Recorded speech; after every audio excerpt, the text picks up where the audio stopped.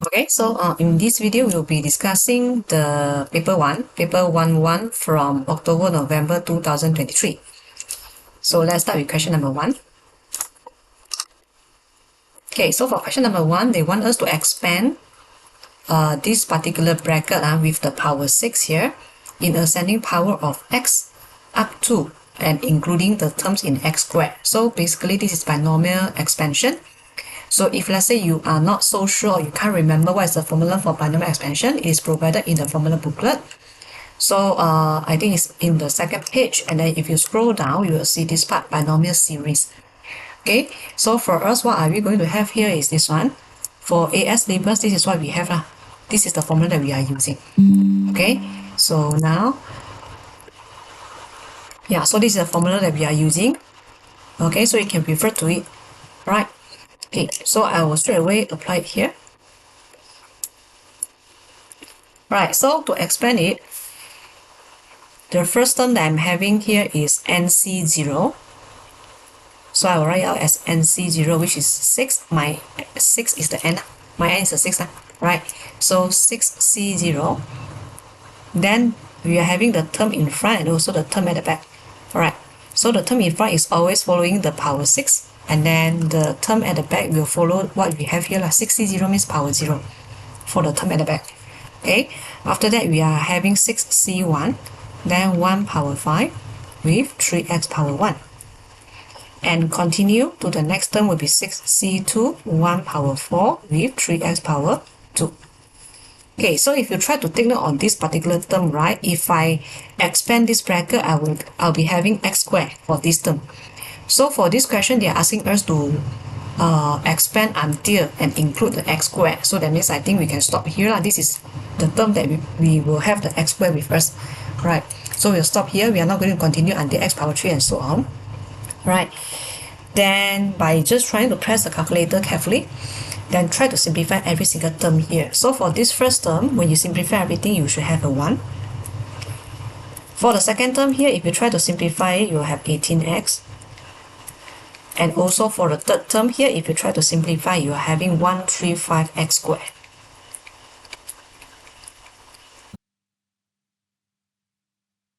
Okay, so basically this is what we have for part A, question number 1. Okay, then now let's proceed to question number 2 for part A. Part B for question number 1. So hence the coefficient of x squared in the expansion of this one. They want us to find the coefficient of x squared. Highlight the keyword coefficient of x squared for this expansion. Alright, so if I try to copy the question here, yeah.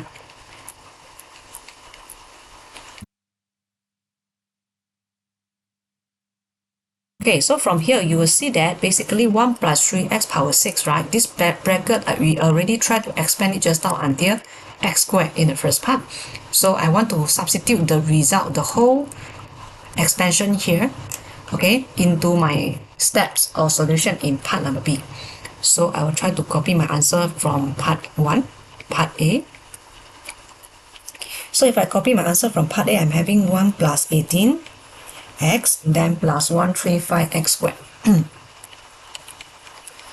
Okay, so you'll see that basically, right, the answer in part A will be very, very important, because if you make any careless mistake here, that means the answer in the second part will be definitely wrong as well, right? So make sure that you are expanding the part 1 answer very carefully and make sure that you get the correct answer, right? So substitute the correct answer here into part number 2. And now we want to expand it. You can expand term by term, or you can try to just focus on the term that will give you the x squared.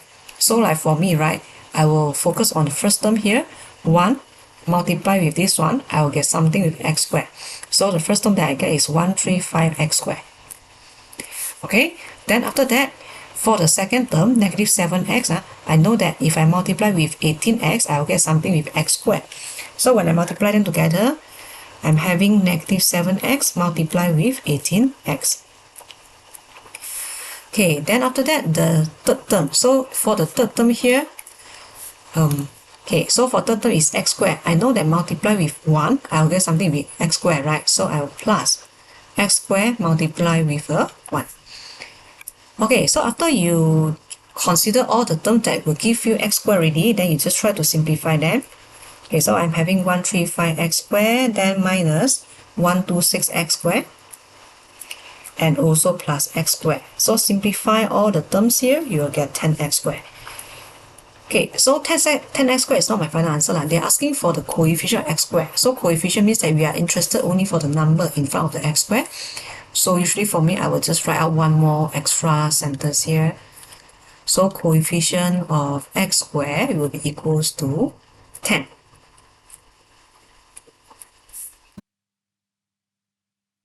Alright, yeah, so this is how we solve question number 1. Alright, so for question number 2, we are having a line equation with y equals to 2cx plus 3 and also a curve equation with this, right, where c is a constant. So from here we know that c is a constant value. So they want us to show with all the necessary working, right, determine which of the following statements is correct. So we are having 3 statements here, statement A, statement B, statement C. Alright, so to show all the working, right, basically we need to see what are the statements about. Alright, so for statement number A, you can see that the line and the curve intersect only for a particular set of value of C. Statement number B, the line and the curve intersect for all value of C. Statement number C, the line and the curve do not intersect of any value of C. So you can see that all the statements here, basically they are related to intersection between the line and also the curve. Alright, so you can see the keyword from here.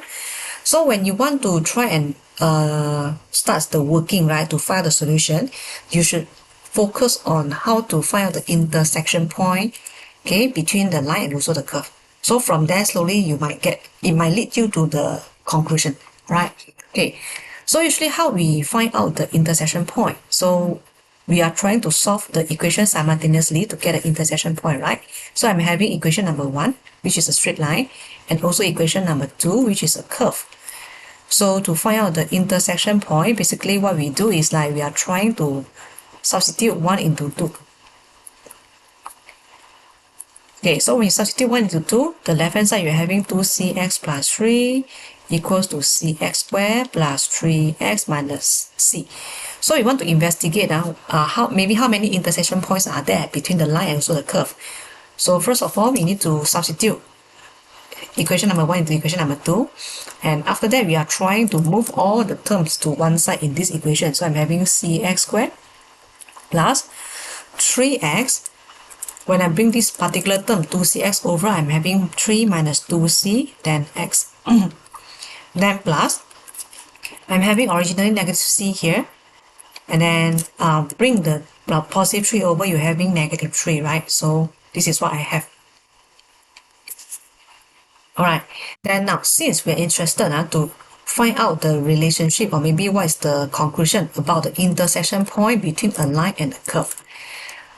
So for a line and a curve, there are 3 possibilities. So the line might intersect with the curve at 2 points. The line might intersect with the curve at 1 point, or no intersection. So you actually should know that all these are related to the discriminant value, right? So if let's say they intersect at 2 points here, it will be b squared minus 4ac greater than 0. So if let's say intersect at 1 point, it will be b squared minus 4ac equals to 0. Then if let's say intersect at no point, that means no intersection, it will be b squared minus 4ac smaller than 0. So we want to know which case it belongs to for our question here. Alright. So next step, what we need to do is we have to try to discover what is the value for b squared minus 4ac. Okay, so we can start from here. Okay, so to get the b squared minus 4ac from our quadratic equation here, so you should know that the term in front of the x is the b, the term in front of the x squared is a, and then this whole thing will be the c, the constant term, right? Okay, so we'll start b squared, which is 3 minus 2c squared, minus 4, then a is a c, then c is negative c minus 3. Okay, so expand the term. We'll have 9 minus 12c plus 4c squared. Expand everything, so plus 4c squared plus 12c.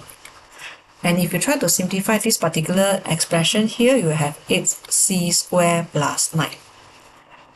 Okay, so when you're having b squared minus 4ac equals to 8c squared plus 9, right? Okay, c squared will give you a positive value always. No matter what's the value of c, it is always positive. So positive value multiplied with 8 is always positive, plus 9 is always positive also. So from this phrase, 8c squared plus 9, right? I think it is quite obvious that you can see that it will be always more than 0. It will be always positive.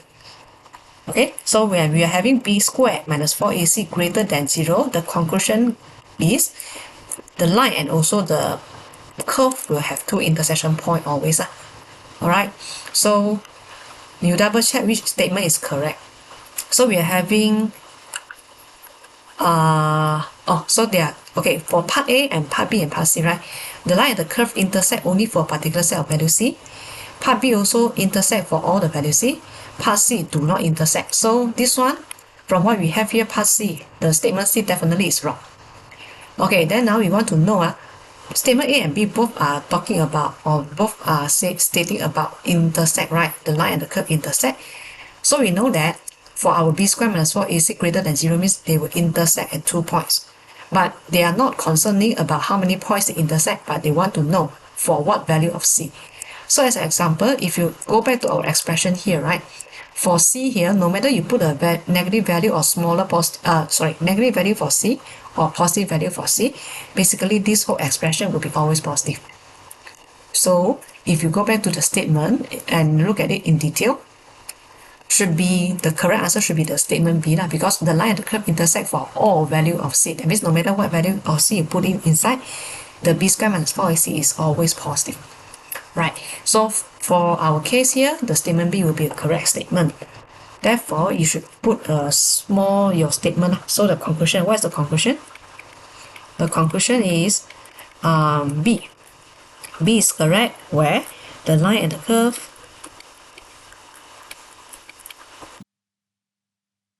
intersect for all the values of C. For all the values of C.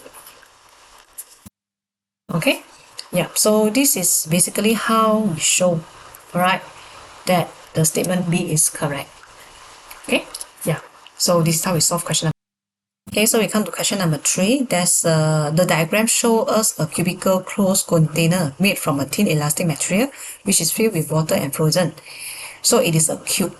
Alright, so you should know that later when you do any calculation, you should try to consider the cube, the formula for cube. Okay, so during the freezing process, the length xcm of each edge of the container increase at a constant rate of 0.01 per minute. So they are talking about the side, the edge, okay, so which is the x, and then they are saying that increase at a constant rate. Highlight the keyword constant rate, especially the word rate. So this one tells you that we are having something over dt. It is actually the rate of change, right? So this particular sentence, right, so this particular sentence tells us that we are having one information here where dx over dt, because x is the edge, right? So dx over dt is equal to 0.01 cm per minute. So this information is given in this question. The volume of the container at time t is v. So they are talking about the volume is v. Find the rate of increase of v when x equals to 20. Okay, so how to express rate of increase of v? So again, highlight the keyword rate. It tells you that it should be something over dt. And we are interested about the rate of increase for the volume. So when you want to write it out in the symbol form, it should be dv over dt. Okay, so this is what the question wants us to find. And this is what the question provides us. Okay, so how can we start? So first of all, we need to start from the formula for the volume in a cube. So what is the volume formula for a cube? Okay, so first of all, volume formula for a cube will be x times x times x, so which is x power 3. Okay, so to find the rate of change, right, I need to find the differentiation v towards x first, v with respect to x. So I'm having x power 3. Differentiate, you have 3, power you put in front, copy the x, power minus 1 becomes squared. Okay, and after that, when you want to calculate the value for dv over dt, in the question they want us to calculate this one, right, dv over dt, we have to use the chain rule, which means that it should be dv over something multiplied with something over dt. So what is something that we can use here? So if you try to observe all the information that we currently have, right? We are having dv over dx, and then we are having dx over dt. So automatically we should use the dx here, dv over dx, and also dx over dt. What's the value for dv over dx? So it will be 3x squared. And in the question also, they did tell you that x equals to 20. So which means that you have to substitute 20 into the x here when you do the calculation. Then multiply with dx over dt is equals to 0.01 given in the question. And the 0.01 is a constant rate. Alright.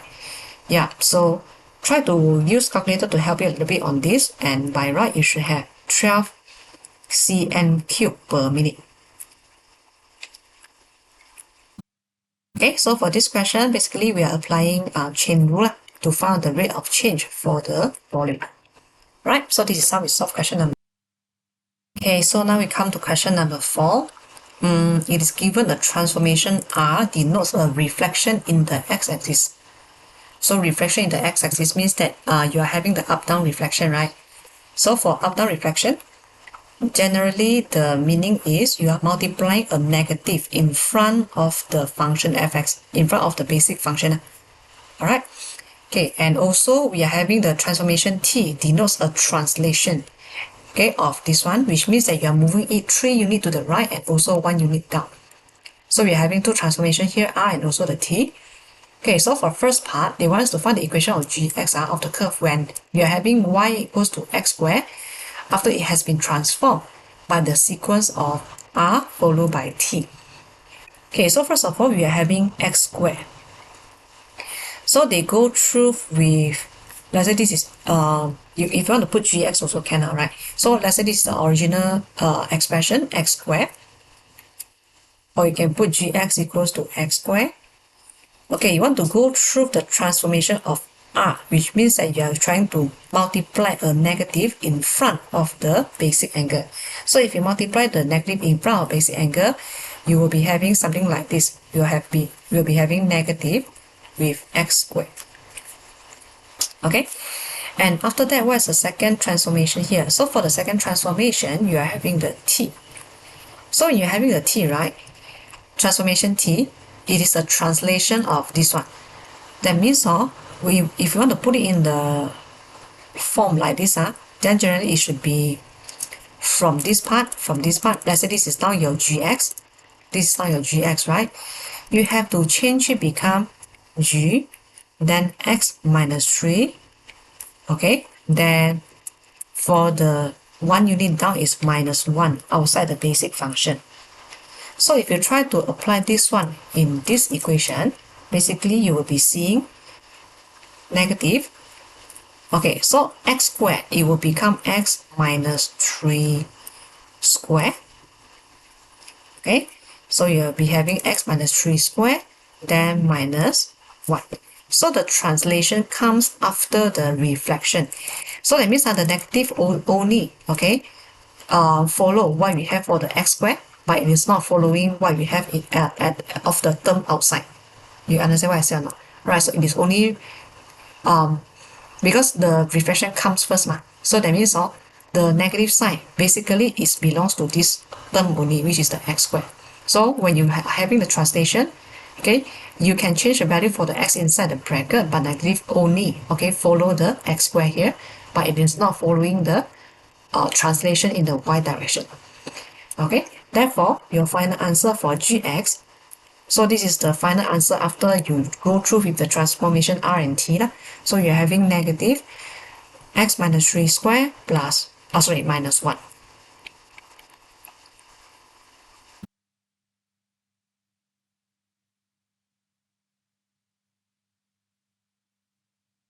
Okay, alright, then after that, how about part B? So for part B, they are saying that find the equation y equals hx of the curve when the equation y equals x squared after it has been transformed by sequence t followed by r. So again, we start from x squared here. So first of all, you want to have the t, transformation of t. So to go through with the transformation of t, right, we are having a translation in x, okay, x direction. That means 3 units to the right. So when you want to write it out in the function form, right, it should be x minus 3. Okay, then 1 unit down, that means you should have minus 1. Okay, outside the basic function. So my x squared is the basic function now. So when I want to change it become hx minus 3, that means I'm having x minus 3 square. Then I'm having a minus 1 outside the basic function. So I will have minus 1 outside the basic function. Okay, then after that, we want to go through reflection. So reflection means that you are trying to put a negative, okay, in front of the whole basic function that you have. So if I want to put a negative in front of my whole basic function, which is this one from the previous step, so I'm having 1 minus x minus 3 squared. So my hx here, final answer after go through with the two transformation, it will be 1 minus x minus 3 squared. Or if you want, you can write it become negative x minus 3 squared plus 1.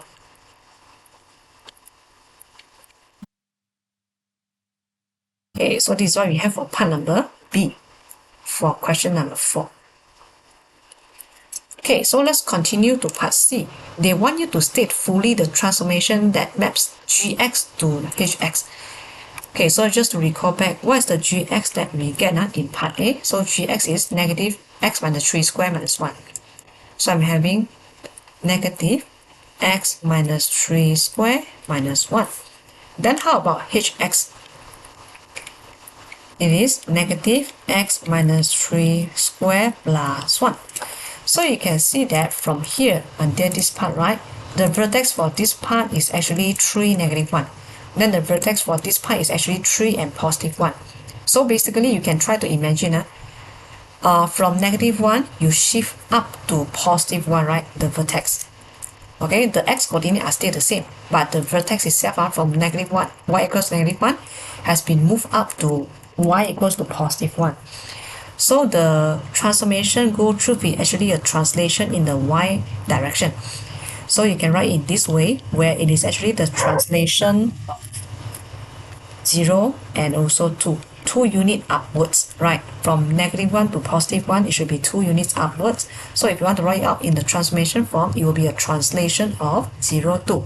That means you are not moving the curve in the horizontal direction, but you only move it up 2 units. Okay? Yeah, so this is how we solve question number. Alright, so continue with question number 5. They want us to show this equation can be written as the quadratic form equation in terms of cost. Okay, and then they did mention that all the A, B, C, and C are integers to be found. Right, so let's have a look for the original equation here.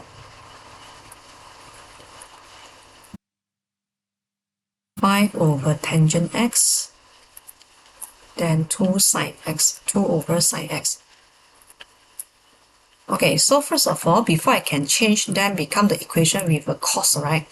Maybe I should try to think which term here will actually give us a cos. So you can see that the tangent x will give us something with the cos. So I would like to change tangent x become something basic with cos and sine. So 1 over tangent x is actually cos over sine x. So I'm having 5 cos x over sine x. Okay, then after that, in the final answer that they want us to show here, it is a non-fraction equation, right? It is not a fraction, it is not an equation with fraction. But now our second term and the third term here are having it as fraction. I want to get rid of the sine x as the denominator. Therefore, I multiply the whole equation with sine. So sine multiplied with sine, I'm having sine square, 4 sine square x. So for the second term, if you multiply with sine x, you have 5 cos x. And then the last term here, if you multiply with sine x, you're having a 2, and it is equals to 0. Alright, yeah, so we are one step closer to the final answer that they want us to show. Seems like the second part here is correct already, and also the third part here is also correct. So now let us maybe try to modify this part a little bit. How can I get something we call square x? Well, I'm having sine square x here. Okay, so from this step to the next step, basically what are we using is, we are using the identity formula that we learned here. Sine square x plus cos square x should be equals to 1, right? So you can actually substitute the sine square x by using 1 minus cos square x. Alright, so this formula also provided in the formula booklet in case you can't really remember it. But for me personally, I will suggest you to remember it. Okay, then okay, come back to this one. 4 sine square, I will be having 4 and then multiply with 1 minus cos square.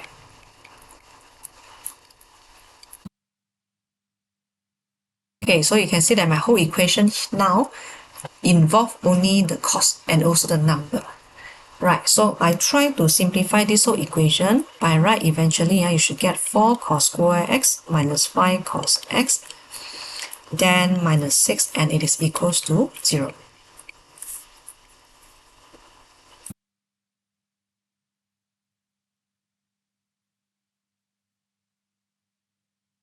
Okay, so this is basically what we have for part A. All right, so you actually have to slowly investigate yourself. What is the next step that you should carry out so that you can slowly get into the answer that you want. Okay, so after part A, let us solve for part number B. They want you to solve this equation, and then the x is between 0 until 360. Okay, so the A-level style question, right, you should know that when in the first part, when they ask you to prove something, very likely in the second part, you need to use the result from first part. Okay, so for second part, they want us to solve this equation, right? So that means without wasting time, I will use the result that we get in part number 1 and straight away solve it from here. Alright, so let's start.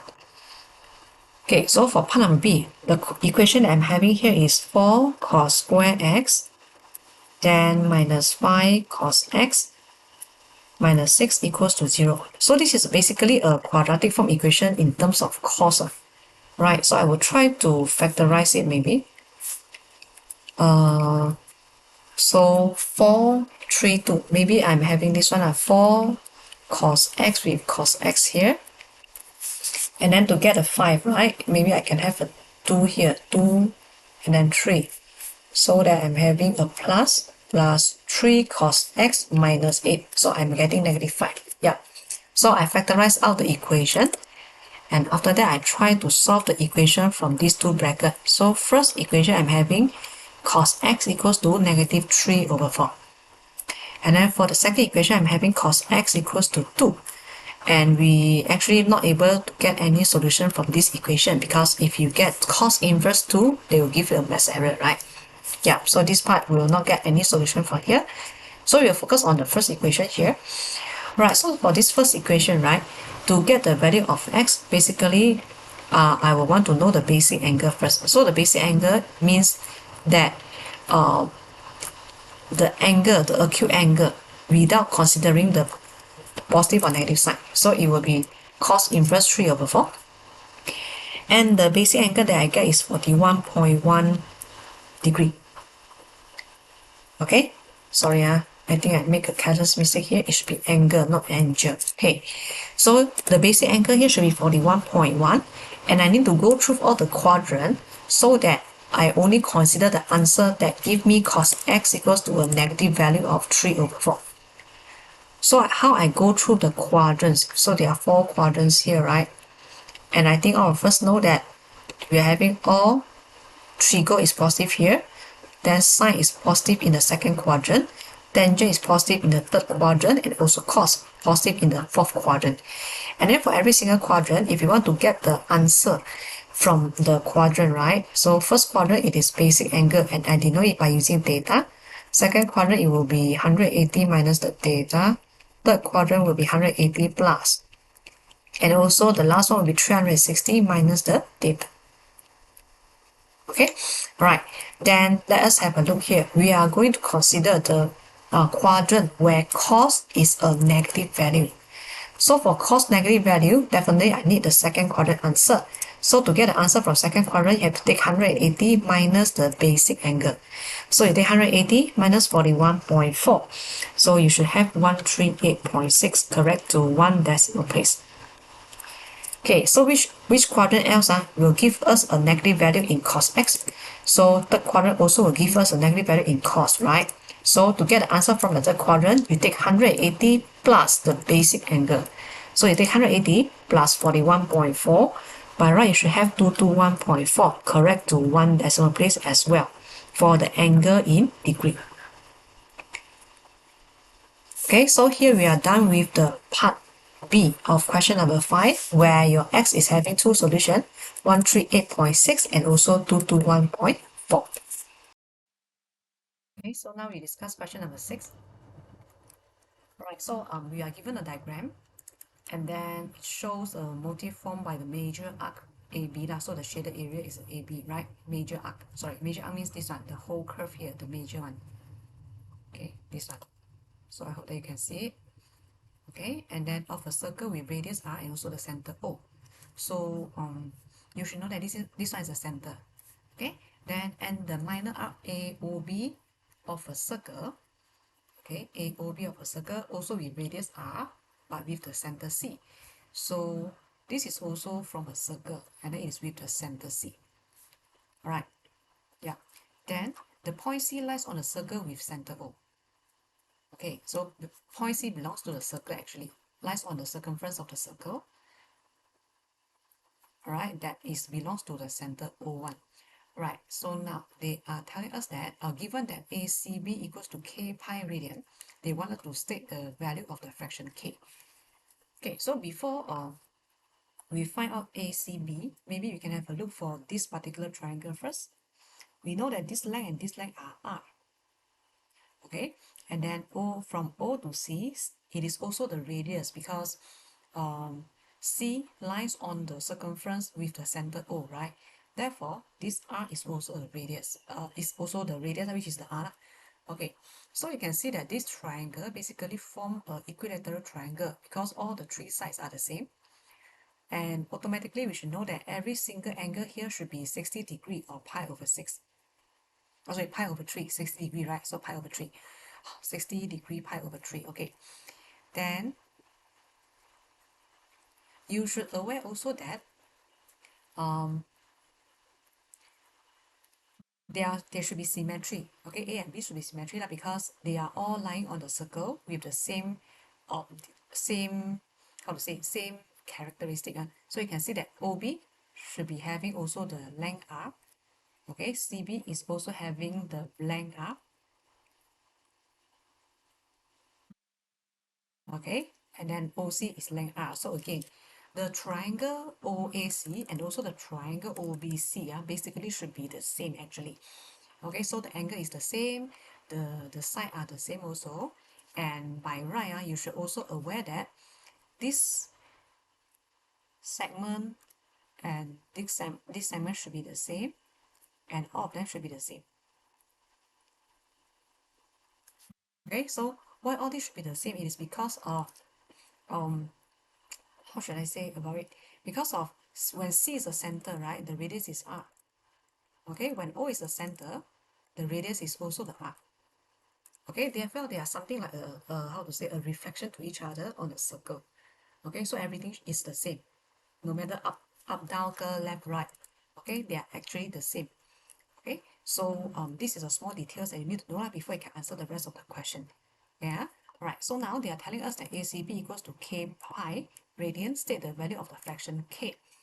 Okay, so since we already know that the triangle OAC, okay, belongs to an equilateral triangle, and we know that the angle ACO is equals to 60 degree, which is pi over 3. Therefore, angle ACB should be 2 times of pi over 3. 2 times of pi over 3, and you'll get 2 over 3 pi, which means that from here, if you compare with the question, right, so they say ACB equals to K pi equals to 2 over 3 pi, therefore the value of K should be equals to 2 over 3.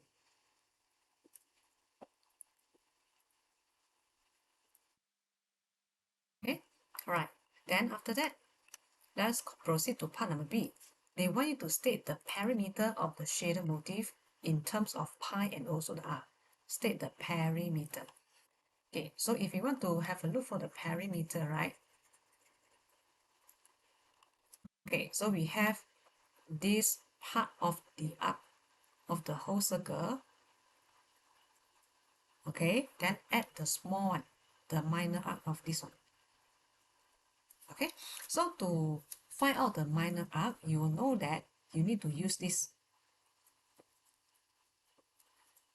radius, right? R and also the theta. So what's the theta here? Theta here is 2 pi over 3. Okay, at the same time, you also realize that if I try to use the O as a center, and then I know this is R and this is 2 pi over 3, right? When I take R theta, I will get this length. So this length and the green color one basically is the same. The length is the same. Can you understand what I said now? So the minor one, this minor one, the length here and the green color length basically are the same. That's why if let's say I want to find out the perimeter of red and also green, basically they are equals to the circumference of the whole circle because the green color and also the black color are the same arc, right? They are having the same length, I would say.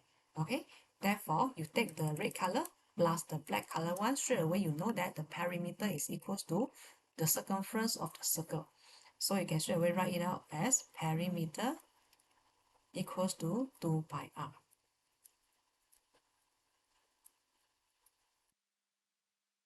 Okay, so some people say that, okay, I can't really see it directly that this is actually a, how to say, a perimeter, a circumference of the circle.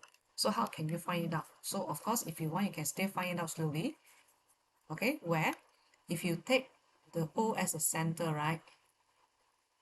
Okay, if you take the O as a center to find out the major arc AB, to find this red color one, okay, then the angle is this one, right? So the angle is this one, major angle, which is 2 pi minus 2 over 3 pi. Okay, because this is 2 pi over 3. Therefore, the major angle will be 2 pi minus 2 pi over 3 to find the red color circumference. Then to find the green color circumference, the green color length, the green color length, you should use this one. Okay, you should have 2 pi over 3 and also the R with the center C. So you can see, if let's say you find out the major AB, major arc AB,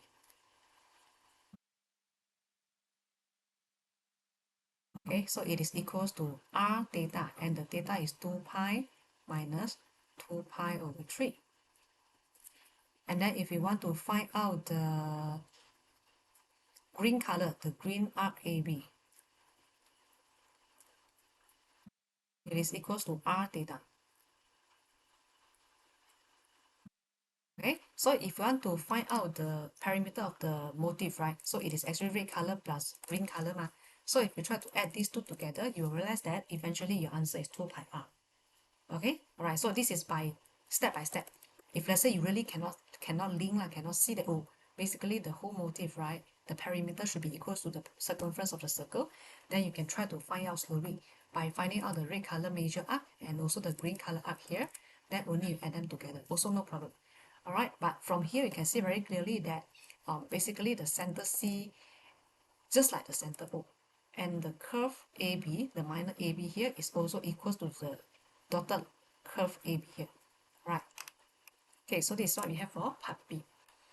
Then let's proceed to part number C. Okay, so for part number C, they are asking for the area of the shaded motif, giving your answer in terms of pi r and also square root 3. Okay, now they want us to focus on area of the shaded area. That means the shaded area. Okay, so we go back to the circle here. To find out the area, okay, so again, I clear the diagram again. So to find out the circle, right, to find out the area, what I need to do is maybe I can find out the area of the major sector first.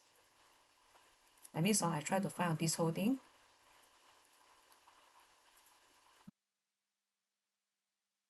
Okay, and after that, I want to minus the area of the segment. There are two segments here, first one and second one here, right? I try to shade it out, the green color one. Okay, and then if I want to find out this green color segment, right? maybe I have to refer to this triangle. So if I want to find out this green color segment, I have to find out the sector, blue color sector, minus the blue color triangle to get the segment. Okay, so basically this is the plan, right? Okay, so first of all, I try to find out the segment first.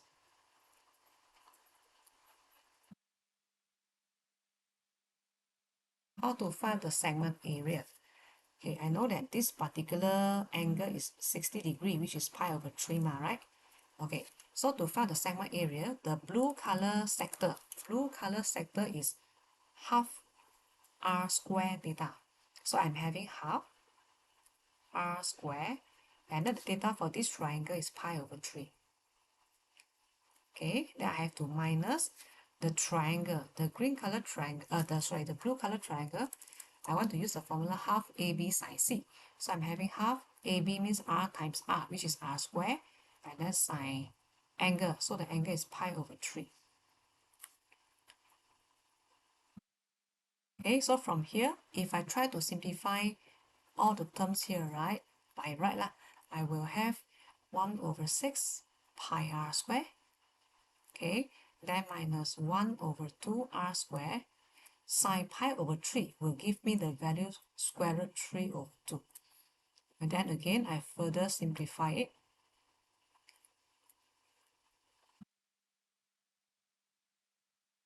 This is what I get for the segment area.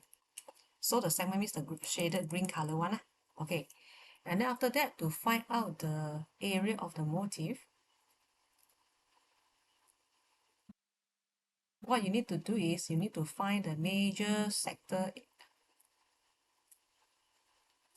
in the diagram, in the green color one. Okay, and then after that, I have to minus 2 times of segment. Okay, because you can see from here, after I find the area for the major sector, okay, then minus the 2 shaded area, then I will get the area of the motif. Alright, then again, the radius is r, then this whole angle is 2 pi, 2 pi minus 2 pi over 3. Okay, so eventually you are having 4 pi over 3 lah. Okay, right, so we'll start. The major sector is what? So the major sector is half r square theta, so half r square, and the theta is 2 pi minus 2 pi over 3. Then minus 2 times of the segment. So 2 times of the segment means I bring in my answer just now in blue color part here. So I'm having 1 over 6 pi r square, then minus square root 3 over 4 r square. Okay, then we can try to simplify slowly. Right, so for this part, I'm having 4 pi over 3. Then for this part, multiplying the 2, I'm having negative 1 over 3 pi r square, and also square root 3 over 2 r square. Then further simplify it, I will have 2 over 3 pi r square minus 1 over 3 pi r square plus square root 3 over 2 r square. Further simplify until the last step. This is something that I should get.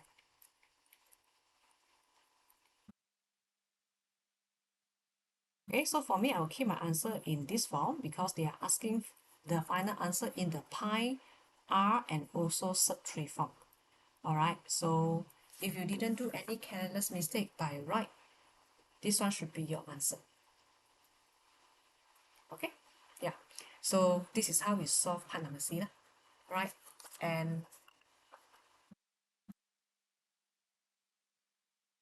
some students, they might straight away substitute all the value inside one step also can, no problem. But for me, I just want to show you how I actually find out the segment area first. Then after that, only I minus it inside in the step, right?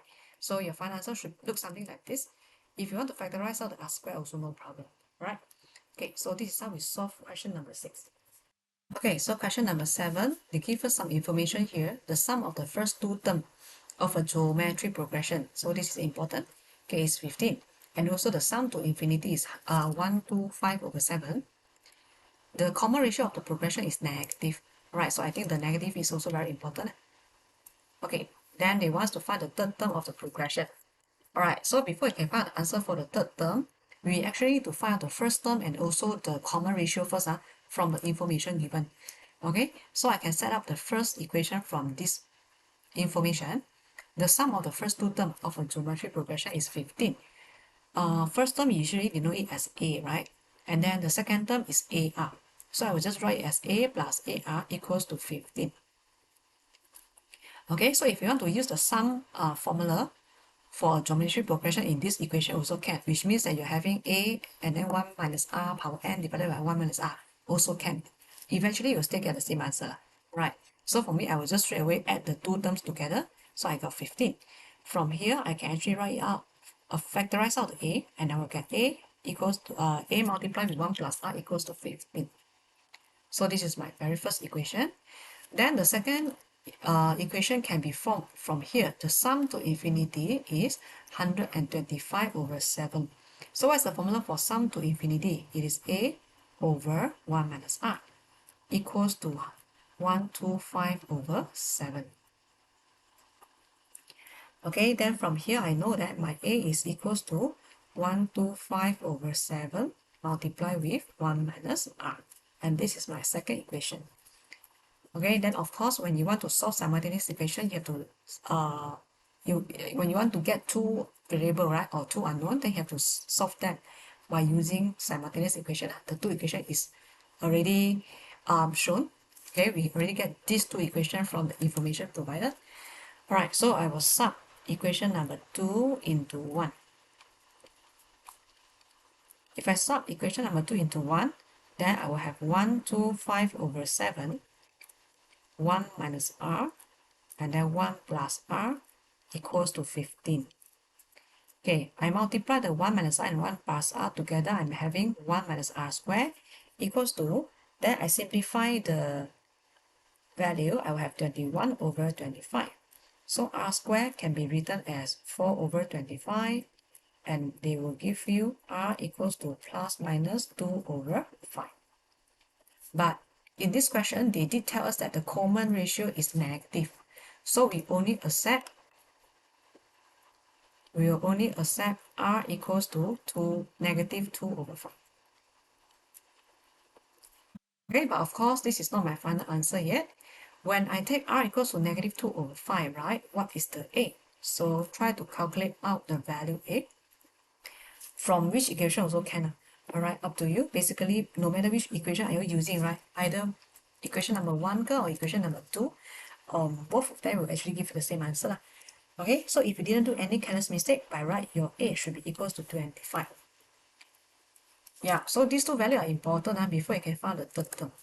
Okay, then after that, once I get the value for A, I get the value for R, then I can start to find the third term, T3. So what's the formula for T3? It will be AR power 2. So just substitute in the value that you get, A, and then R power 2. So from here, your T3 should be equals to 4.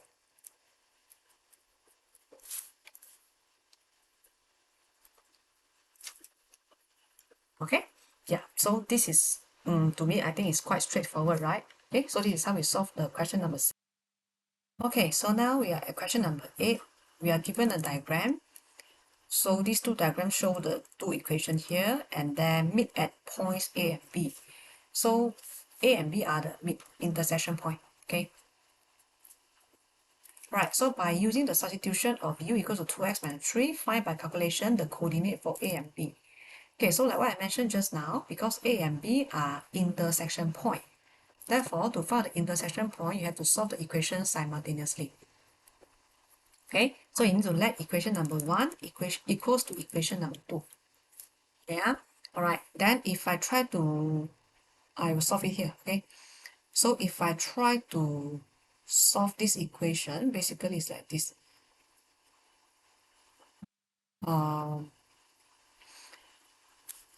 Okay, maybe I write it down here. Okay, because I want to solve simultaneous equation, right? So this is my first equation. This is my second equation. So I will have 2x minus 3 power 4 equals to 2x minus 3 square then plus 1.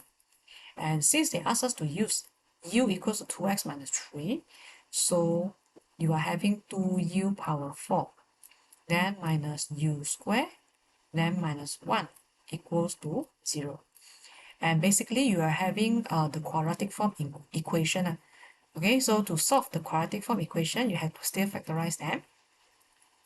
So I'm having 2u square, and then 1 and 1. To get a negative, I need to have negative 2 plus 1. Okay, then after that, I will try to solve the equation. So I'm having 2u square equals to negative 1. And then I'm having u square minus 1 equals to 0. So from here, you can see that we cannot continue anymore because if you want to take square root to the negative value later, right, it is impossible for you to get the answer. So this part will not provide us with any solution. Okay, so we'll go to the second equation here, u square equals to 1. Therefore, your u equals to plus minus 1. Okay, so when your u equals to plus minus 1, right, this is not a final answer, definitely, because your u equals to 2x minus 3 ma. And then in your diagram, they are talking about coordinate geometry, right? The point A and B. So you have to find out the value for x and y. So since you know that u is equals to 2x minus 3, so you're having 2x minus 3 equals to 1. Another equation will be 2x minus 3 equals to negative 1. So try to solve for the x. 3 plus 1 is a 4. Divided by 2, you get a 2. And then for this one, what negative 1 plus 3, you get a 2. Divided by 2, you have a 1. Then what's the value of y for this question? So to get the value of y, you can substitute it into any equation above, either into the first equation also can, either into the second equation also no problem, right? Then by right, if you didn't do any class mistake, you are having r equals to 2 for this case. When x equals to 1, your y is also equals to 2. Okay, then since they asked us to find the coordinate of a and b, right? So I have to decide which one is a and which one is b. So a is actually having the smaller value of x, then b is having the larger value of x. So from here, you can see very clearly that your coordinate of a should be 1, 2, and then your coordinate of b should be 2, 2.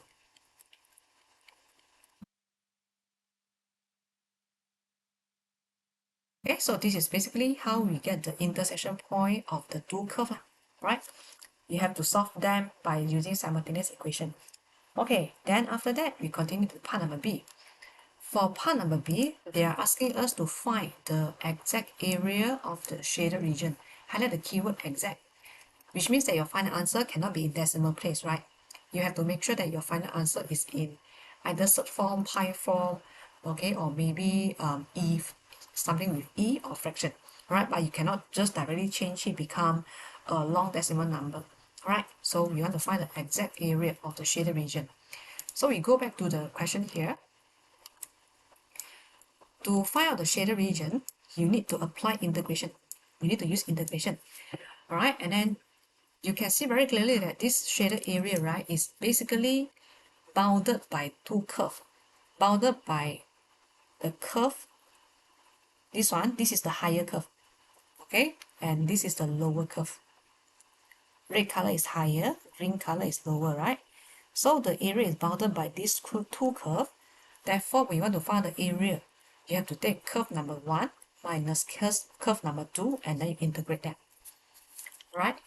Because if you integrate curve number 1, you find out the area below curve 1. Okay, then if you find out curve number 2, you find the area below curve number 2.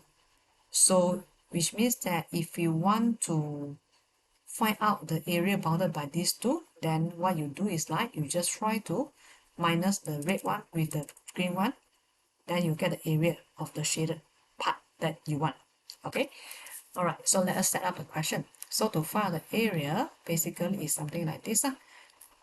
You need the limit. So where is the limit? So just now, you know that your point A is at 1, your point B is at 2, right? So integrate from 1 until 2. What is the higher equation that we have? Is the red color equation, the red color curve. Which is the red color curve? This one is the red color curve, right? So you can write 2x minus 3 square, then plus 1, minus the lower curve. So the lower curve is the green color one, which is negative 2, then 2x minus 3 power 4. So this is something like we are learning last time. To find the area, you can take bounded by the two area, bounded by the two curve, you can take y1 minus y2, then only integrate them. So this is somehow like my y1, and this is somehow like the y2. Okay? Yeah, so after you minus them, you realize that, oh, this, all the terms here are something that we can integrate them straight away. Alright, it is some very basic pattern that we have learned how to integrate them before. So integrate this bracket with power 2, you have 2x minus 3 power 3, power plus 1, right? Then divided by the new power, okay? Then differentiate the thing inside the bracket, you have a 2, so you also need to divide it by a 2. Then for the next term is plus 1, so plus 1, integrate it, you have x. Then for the third term, you just try to copy the negative 2. Okay, integrate this bracket, you have power plus 1, which is power 5, divided by the new power. And then you have to differentiate the thing inside the bracket, you get a 2, right? You also need to divide it by 2. Then, to find the final value, you need to put in the limit. Okay, so usually for me, before I want to put in any limit, I prefer to simplify all my terms first. That means at least to the stage where I feel comfortable. Okay, I prefer to simplify first. So like for this one, 2 and 2 can be cancelled off, right? So I prefer to write like this, negative 1 over 5, and then 2x minus 3 power 5. Then substitute in the value 2, 1.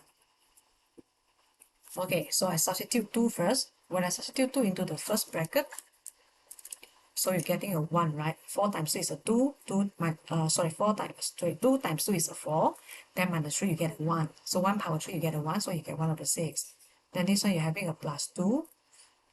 Then this is also 1, you're having negative 1 over 5. Then minus, now you put in the value 1. So 2 minus 3 you get negative 1, so eventually you have negative 1 over 6. Then put in the 1, you're having a plus 1. Then put in the 1, you have negative also. Then it becomes plus 1 over 5. Okay, so after you substitute in the value, definitely just maybe you can use the calculator to help you and get the answer. Alright, every time please double check and make sure that you don't do any careless mistake about the sign, the plus and minus sign here. Okay, so by pressing calculator by right, you should get 14 over 15 if you didn't do any careless mistake. Okay, alright, so yeah, this is how we solve question number 8. Okay, so now we are now at question number 9. They want us to express this quadratic expression in this form, and then a and b are constant. So if you look at this pattern, basically it is a completing square form, right? Complete square form. Right, so we'll start with the quadratic expression first. To complete square a quadratic expression, you need to make sure that the coefficient of x squared is a 1. So which means that you need to make sure this particular term here is a 1, right? Okay, so what you need to do is like basically you need to factorize out the 4. You have to factorize, you cannot simplify, because this is just an expression, not equation. Right, so when I factorize out the 4, I'm having x squared, then minus 3x. Okay, then to complete square, I have to plus something square minus something square, right? So the something should be b. Your current b now is negative 3, so negative 3 divided by 2. So you're having negative 3 over 2. So you should put negative 3 over 2 here, and then negative 3 over 2 here. Okay, then for the constant term, it won't be affected. Therefore, I will just keep it outside the factorization. Right. Okay, then next step, you have to combine the first 3 terms here, become one big bracket with a square outside. So according to the first term is an x, and also the second term should be negative 3 over 2, according to what we have here. Right? And after that, for this particular term, try to expand it, become 3 squared is a 9 minus 4. Then I have a plus 3. Oh, sorry, plus 13. Okay, then you have to multiply the 4 into the bracket, okay, together with the bracket, and also multiply the 4 to the second term in the bracket here. So if you write out, it would be something like this. So 4x minus 3 over 2 square, then negative 9 plus 13. Okay, so next step, if you try to compare your answer here, your current solution here, and also the final answer, right, you will see that actually they want to have a 2x here inside the bracket. But in my solution here, I'm having only an x. So what can I do now is I can try to think a way to multiply the 4 inside the bracket. To multiply the 4 inside the bracket, you have to ensure that it is having the same power with the bracket. So I want to rephrase become 2 square. So I'm having 2 square minus 3 over 2 square, then plus 4. Since the power now are the same, therefore you can multiply the value inside the bracket for the first and also the second term. So when you multiply the 2 inside, you're having 2x, then minus 3 square plus 4.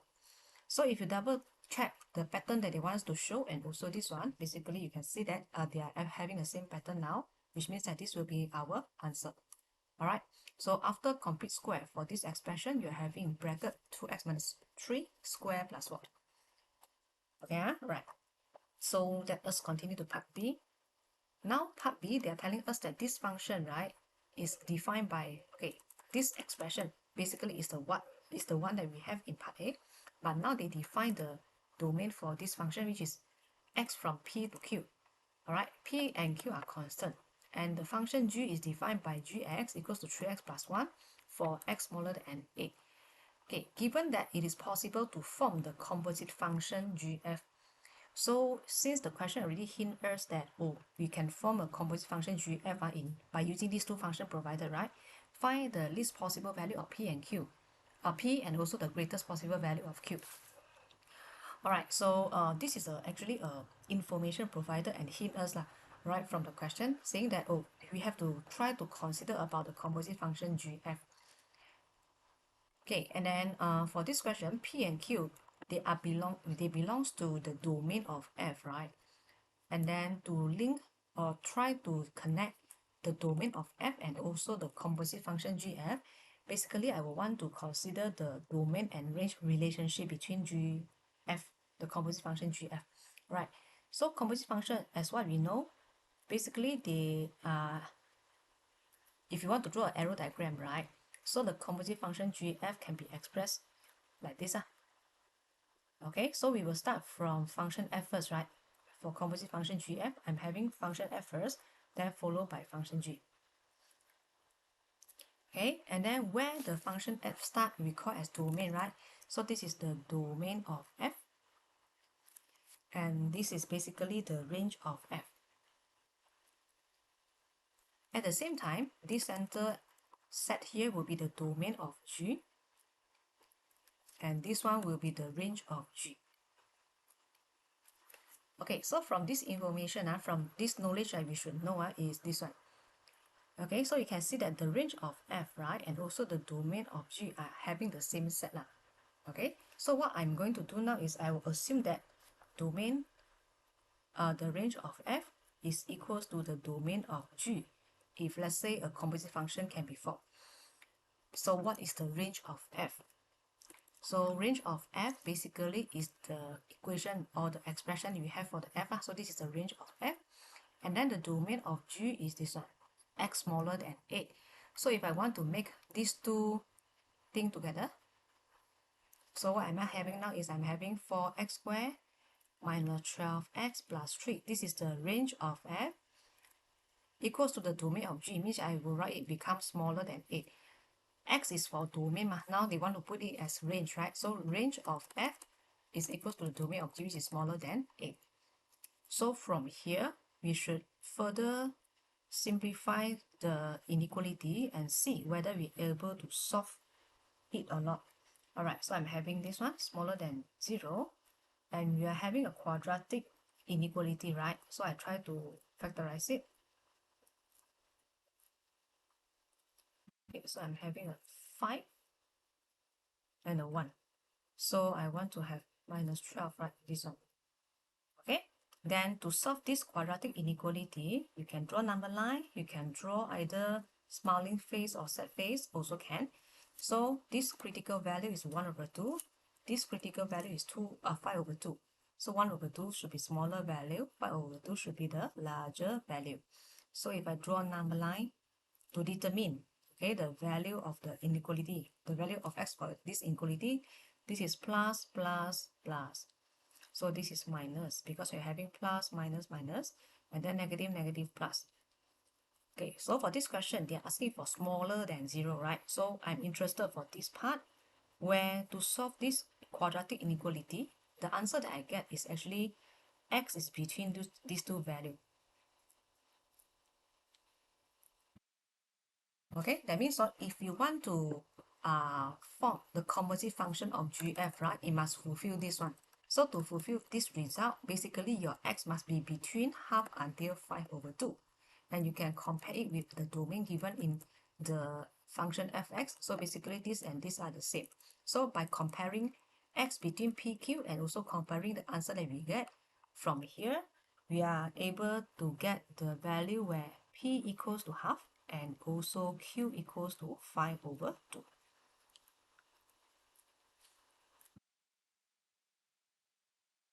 Okay, so basically this is how I decide the value for p and q.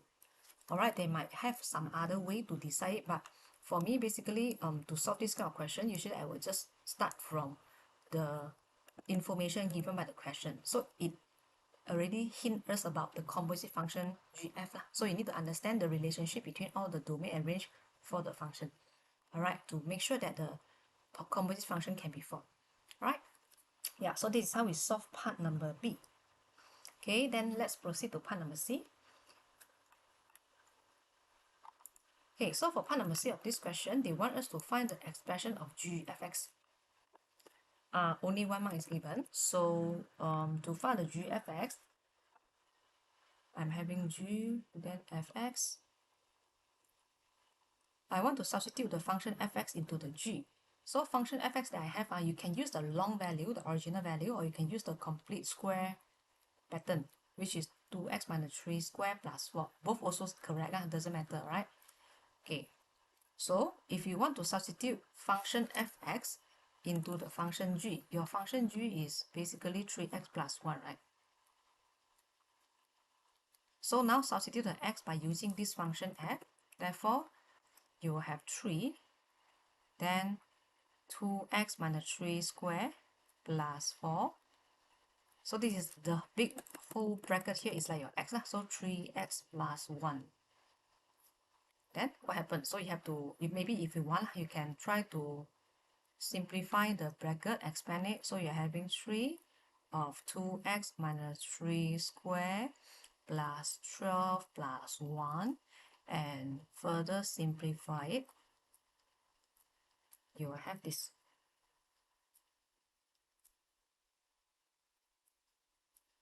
Okay, so to me, you can just keep it in this way.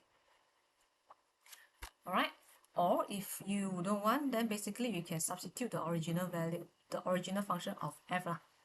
So as an example, like this one, I'm having g f x. You can substitute the original function of f, which is 4x squared minus 12x plus 3, plus 13, sorry. Then substitute into the function gx. So this is 3x plus 1. Then simplify them.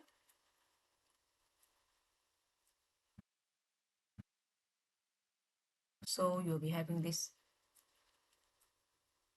if I didn't do any careless mistake, yeah. Right, so you can double check your answer and see whether are they the same or not. By right, if you expand the answer for this part, you'll get the same answer as this. Alright, so both answers will be accepted, okay, for this question. Right, so this is what we have for part number C. And let's continue to part D. Alright, so for part D, the function h is defined by this one, x smaller than 0. So they define, actually this expression, right, is also just like the function fx and also the original expression that we have in part A. Just that for function h, they define it as x smaller than 0, okay, to ensure that, to make sure that, or to fix or to ensure that the function h is a one-to-one function, to ensure hx or to make the HS as a one-to-one function. Okay, so why they want to make it become one-to-one function? So I think you should know, right? One-to-one function. Okay, so when the HS is one-to-one function, then it is possible, only it is possible for you to find the inverse function. If let's say it is not the one-to-one function, then you cannot find the inverse function. Right? Yeah. So when x smaller than 0, this function is a one-to-one function already. Therefore, you can find out the inverse function from this question. Right, so to find the inverse function for any quadratic form expression, right, you have to use the complete square form. There's no other way, so please make sure you use complete square form. So the complete square form for this expression is in part A. Alright, so what's the complete square form answer for part A? So it will be 2x minus 3, okay, square plus 4. Okay, then after that, now we are having equation y equals to something something x. You just change become x equals to something something y, and that will be our inverse function. Right, so you can try slowly. I'm having y minus 4 equals to 2x minus 3 square. And then I want to take square root, right? So when you want to take square root, you have to consider both the plus and minus sign. Then y minus 4. And after that, you are having a 3.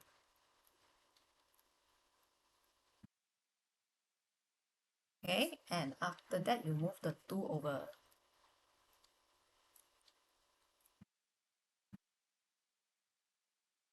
Okay, then now the problem is when you want to determine the final answer for the inverse function, right? You need to choose only one correct answer. For your answer here, there are two. 3 over 2 plus something or 3 over 2 minus something. Okay, so how to decide the correct function, the correct inverse function? Alright, so you need to know one important result where the domain of the function equals to the range of the inverse function, right? Okay, so this is basically the range of the inverse function, but I don't know which to choose. Therefore, I have to refer to the domain of the function. So the domain of the function gives us x smaller than 0. So now you have to decide which range can give you something smaller than 0. So you ask yourself, for this one you have two answers, right? 3 over 2 plus something, or 3 over 2 minus something will give you a value smaller than 0. Definitely it is this one, right? Okay, 3 over 2 plus something, the value that you get is always more than 3 over 2. Alright, because the square root and the value half here is always positive, right? So if you take 3 over 2 plus something else, basically you won't get any value smaller than 0. So this is a wrong inverse function, and this is a correct inverse function. So that's why you need to roughly know, right, how to check the correct inverse function here. So after decide the correct function, I will rewrite again in a proper way, where I'm having inverse function h equals to 3 over 2 minus 1 over 2 square root x minus 4.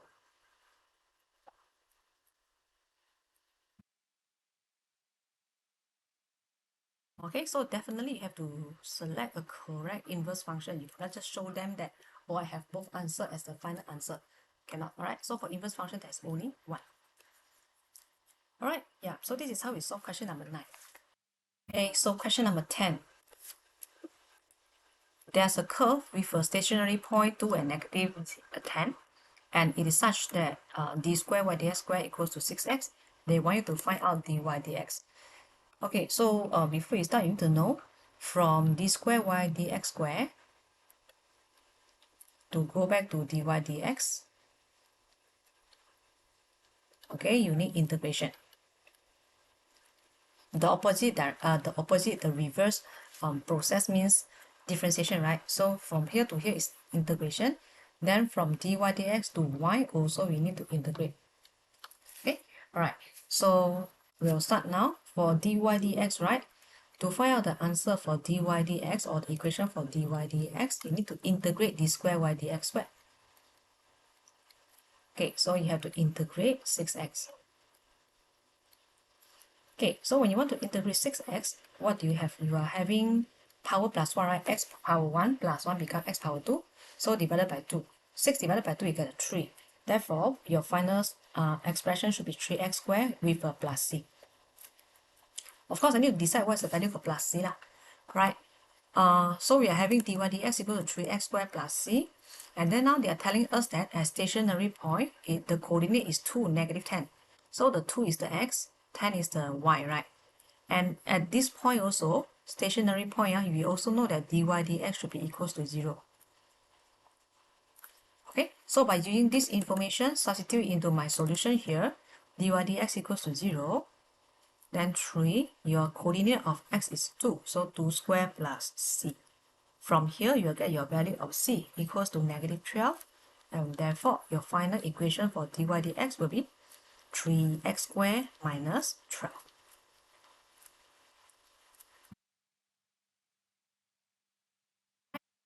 Yeah, so it is a simple integration, but of course you need to know what's the value to substitute to get the constant c for this case, right? Okay, then now let's continue to part number B. So now they want you to find the equation of the curve. So again, what's meaning for equation? Equation means y. And to get the value of y or the expression of y, you need to integrate dy dx, right? Integrate dy dx to get the y. So now I will start the integration. So I want to integrate y equals to, I want to get the y is equals to integration of dy dx, which is 3x squared minus 12. Okay, again, this is a simple integration. So x power 2 plus 1 become x power 3 divided by the new power 3. Then 3 on top and 3 at the bottom can be cancelled off, right? So you're having x power 3. Then -12, if you integrate, you're having -12x and another plus c. Okay, so this plus c and that plus c is not the same, right? Because these are two different equations here. Okay, so how can I find the value of c? So since we are having the x and y coordinate, right, the maximum point, so we are having x equals to 2 and then y equals to -10. Substitute it into the equation to help you to get the value of c. Okay, so if you didn't do any careless mistake, by right you should have the c equals to 6 and rewrite your final answer again for the equation of y.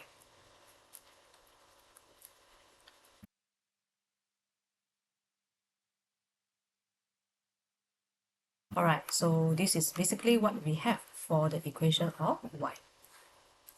Okay, so again, the question is quite straightforward for this one. Right, so let's continue to part C. Okay, so for part C, they want to find the coordinate of the other stationary point and also determine the nature.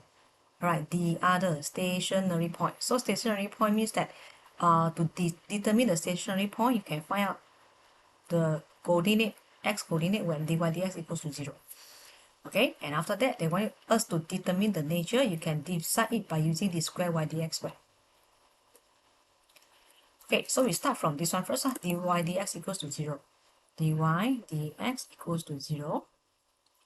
What is my dy dx just now? We are having 3x squared minus 12 equals to 0, right? Okay, you can have a look from part number 8. This is the answer for dy dx. So 3x squared minus 12 equals to 0. I can factorize out the 3, and from here I can see x squared minus 4 equals to 0. Since they want to have they want to find the other stationary point, right? So if I further factorize it, I will have x minus 2 and also x plus 2 equals to 0. So if you continue to solve it, you are having x equals to 2 and also x equals to -2. Okay, since the question requests for the other stationary point, so by right, you should know that you ignore this one because you already have the stationary point with this x coordinate, right? The 2 and -10, right? So this one you should ignore it. So the other stationary point will be at x equals to -2. Okay, they are asking for coordinate. So I need to have the y. So how to find the value of y? Again, to get the value of y, substitute into the equation that you find out for the y in part B. So your y is -2 power 3 minus 12 times -2, then plus 6. Okay, so by right, your equation, your value of y should be 22. Okay, so from here, you already get the coordinate for the other stationary point. Now they want us to decide the nature. So to decide the nature, you have to use d square y dx square. Okay, so d square y dx square, the equation is actually 6x, right? Okay, so to determine the nature, you have to substitute the x coordinate okay, for this particular point into the d square y dx square, and then you're having negative 12. So negative 12, very obvious, you can see that it is smaller than 0. So when this particular d square y dx square is smaller than 0, it means that the stationary point, okay, that you substitute is actually a maximum point. So you just make a simple conclusion here. Negative 222 is a maximum point.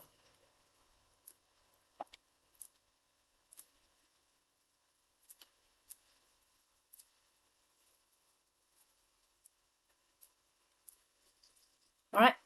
Okay, so don't forget to determine the coordinate, both x and y coordinate. Then after that, please make sure that you decide the nature and tell them what is the final answer. Is it maximum pointer or is it minimum? So for this case, it is quite obvious that this belongs to a maximum point. Alright, then after that, part number D. Okay, so for part number D, they want you to find the equation of the tangent. So you need a dy dx at a particular point, alright? So because dy dx equals to the gradient of tangent. Okay, and then they say to the equation of the tangent to the curve at the point where the curve crossed the y-axis. When the curve crossed the y-axis, that means that your x is equals to 0. Right? That means y-intercept. So at y-intercept, your value of x would be equals to 0.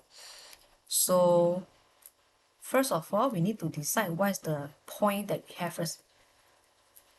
Okay, so when x equals to 0, you are having your y equals to 6. Okay, so the passing point for the tangent, right, is actually 0 and 6.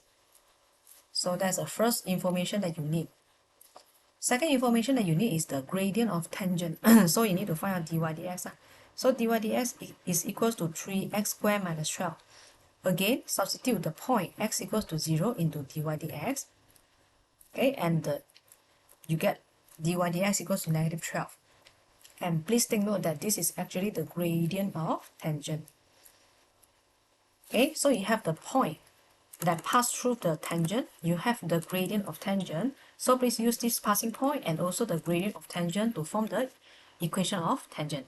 Alright, so to find the equation of tangent, you can use y equals to mx plus c, then substitute all the value to find the c. Or you can use the general equation to form the linear function or linear equation where y minus y1 will be the passing point, 6, okay, equals to m. Then x minus x1, so x minus 0. Alright, so from here you can slowly simplify it. I'm having y equals to negative 12x, then plus 6. Okay, so this is how we find out the equation of tangent on a particular point on the curve. Okay, yeah, so this is how we solve question number 10. Okay, so we are now at the very last question for this paper, question 11. We are given the diagram that shows the circle with the equation x minus 4 square plus y plus 1 square equals to 40. The parallel tangents, so we're having two tangents here and they are parallel. This is important. Each with the gradient 1, touch the circle at points A and also the B. Alright, then find the equation of the line AB, giving the answer in the form of y equals to mx plus c.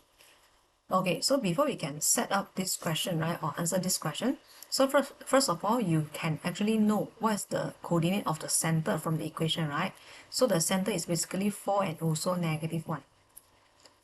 Okay, right, and after that, if let's say I'm having center 4 and negative 1, right, so assume that it is somewhere here, just assume.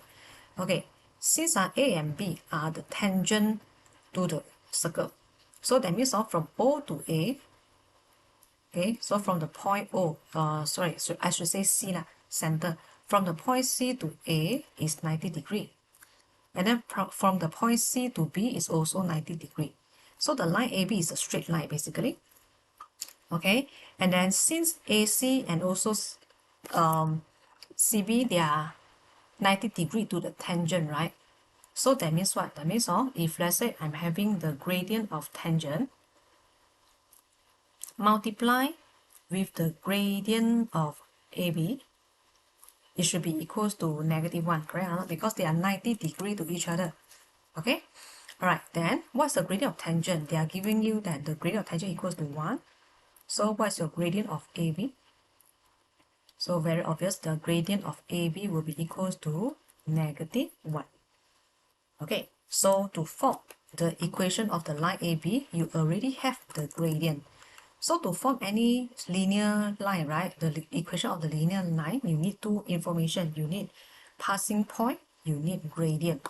Now we have the gradient already, and we also know that the center of this circle will be the passing point of the line AB, because like what I told you just now, the center to the A is 90 degree, the center to the B is 90 degree, because A and B are both tangent, right? So there are some property about the circle and the line that you need to know lah. Okay, so the line AB passing point is C. I have the coordinate for the C. I have the gradient. Therefore, I can form the equation AB. So to form equation AB, again, I'm using y minus y1. So your y1 is coordinate of center, y coordinate of center, which is -1, equals to gradient m x minus x1. So your x coordinate for the center is a 4. So -4. Okay, so from here, if you try to simplify your answer, you should get -x plus 3.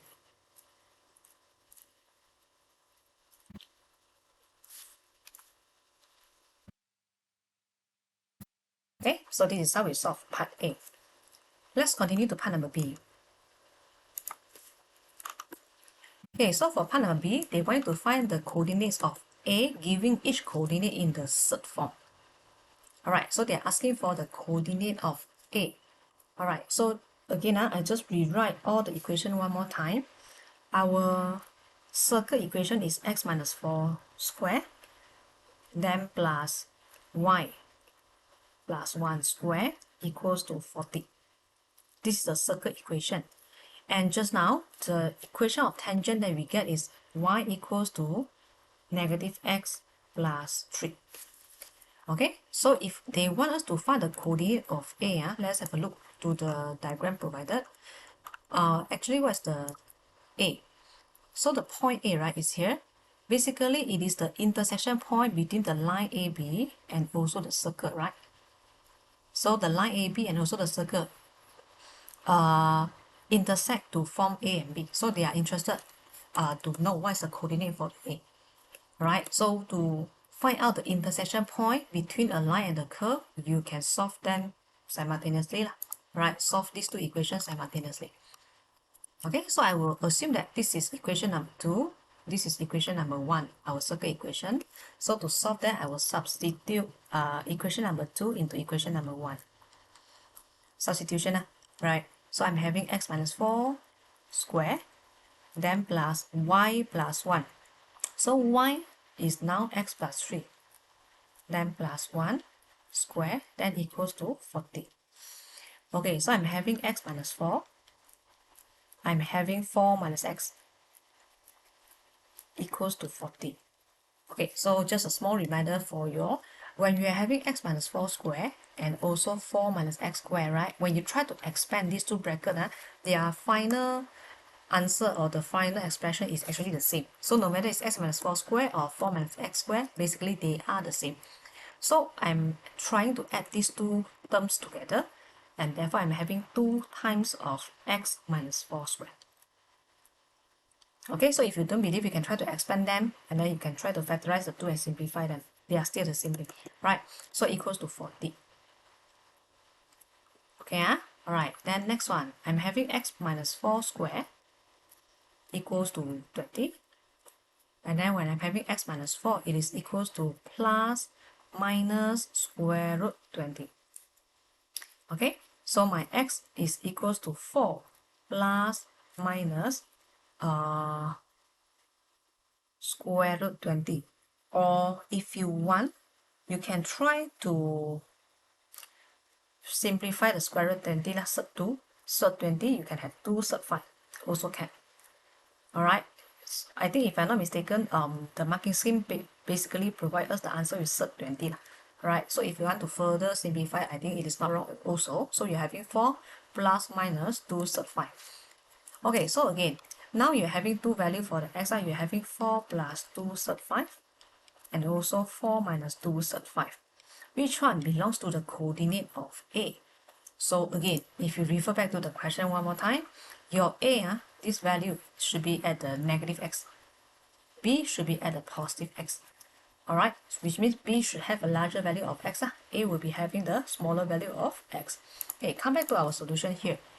So which values give you a smaller value of x? Definitely is 4 minus 2 square root 5. Right, so this is my x coordinate for the A. So to get the y coordinate for A, you need to substitute into your line equation, linear equation, which is easier for you to simplify them. So I'm having negative x plus 3. So negative x plus 3. So negative 4 plus 2 square root 5 plus 3. And from here, I'm having 2 third 5 minus 1. Okay, so successfully get the coordinate of x and y. Therefore, I can write out the coordinate of A in the coordinate form, where my x should be 4 minus 2 square root 5. And then the y coordinate should be 2 square root 5 minus 1. So basically, this is the coordinate of A. So we get it from by solving simultaneous equation between the line A, B, and also the circle, because A and B, you can see very clearly that they are the intersection point between the line and also the curve. Okay, right, then let's continue for the last part. Okay, so for the last part of the question, they want you to find the equation of the tangent at A, giving the answer in the form of y equals to mx plus c, where the c is in the third form.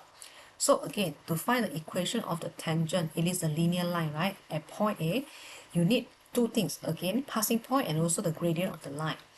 So passing point, we are using the passing point A because it is the tangent at A. So you're having 4 minus 2 square root 5, the answer that we get just now, and also negative 1 plus 2 square root 5. And then what's the gradient? So gradient, it is the gradient of the tangent, right? Because line A is the tangent A. So it is equals to 1. It is given as 1 just now. So to form the equation of tangent, again, I'm using y minus y1 equals to mx minus x1. So I copy the y first, y minus y1. So this is my y1 equals to m, then x minus x1. Okay, so just try to simplify them slowly and carefully. I expand everything first before I move them. Okay, so I'm having y equals to x, negative 4 minus 1, I get negative 5, right? And then 2 third 5 plus 2 third 5, you're having 4 third 5. So for me, I will write like this, 4 third 5 minus the 5. They want us to keep our answer in the third form, right? So I'm not going to change it become decimal number. I will just keep it in this way. Alright, so you can see very clearly that, oh, okay, this is the equation of the tangent by using the point A at point A. Alright, yeah, so this is basically how we solve the question 11. Alright, so thank you very much for watching this video.